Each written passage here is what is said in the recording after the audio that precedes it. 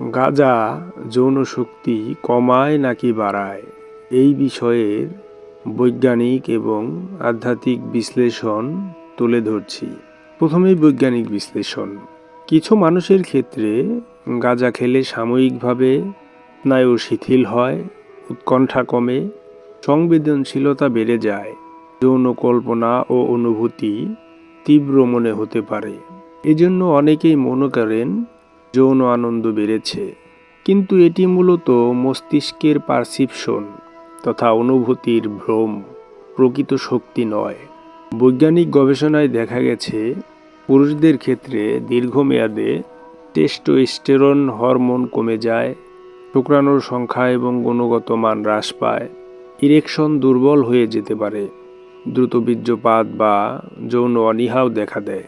আর নারীদের ক্ষেত্রে হরমোনাল ভারসাম্য নষ্ট হতে পারে, ওভুলেশন অনিয়মিত হয়, যৌন আগ্রহও কমে যেতে পারে। দীর্ঘদিন গাঁজা সেবনে যৌন ক্ষমতা বাস্তবে কমে যায়, এটি চিকিৎসা বিজ্ঞানে প্রতিষ্ঠিত সত্য। এবার মস্তিষ্ক এবং স্নায়ুতে প্রভাব। গাঁজা ডোপামিন সিস্টেমে কৃত্রিম উত্তেজনা সৃষ্টি করে, ধীরে ধীরে মস্তিষ্ক প্রাকৃতিক উত্তেজনায় সাড়া দেওয়া কমিয়ে দেয়, ফলে স্বাভাবিক যৌন উত্তেজনাও দুর্বল হয়। এবার আসুন আধ্যাত্মিক এবং সুফি দৃষ্টিভঙ্গি গাঁজা সেবনের বিষয়ে।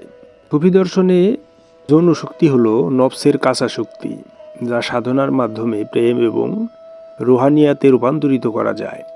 গাঁজার আধ্যাত্মিক প্রভাব কি? সুফিদের মতে গাঁজা নফসকে কৃত্রিম তৃপ্তি দেয়, আত্মসংযম দুর্বল করে, ধ্যান ও জিকিরে মনোসংযোগ নষ্ট করে, রুহের জাগরণ নয় বরং ঘোর ও অবচেতনতা আনে। সুফি ভাষায় একে বলা হয় নফসের নকল সুখ, আর রুহের প্রকৃত আনন্দ এটা নয়। সুফিরা বলেন প্রকৃত শক্তি আসে সংযম, তাজকিয়া এবং ইবাদত থেকে। গাঁজা নফসকে আলগা করে, শক্তিশালী করে না, কামনাকে প্রশমিত না করে আসক্তিই বাড়ায়। তাই রুমি রহমাতুল্লাহ ভাবার্থে বলেছেন, যা তোমাকে নিজের উপর নিয়ন্ত্রণ হারাতে শেখায় সেটা কখনোই শক্তি নয়, বরং তা শৃঙ্খল। তাই চূড়ান্ত কথা হচ্ছে গাঁজা যৌন ক্ষমতা বাড়ায় না, বরং ধীরে ধীরে ক্ষয় করে।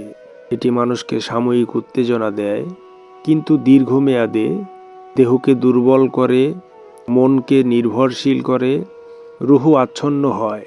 তাই সবারই উচিত গাঁজা হতে দূরে থাকা। গাঁজা সেবনে সাময়িক লাভ হলেও দীর্ঘমেয়াদে ক্ষতিকর।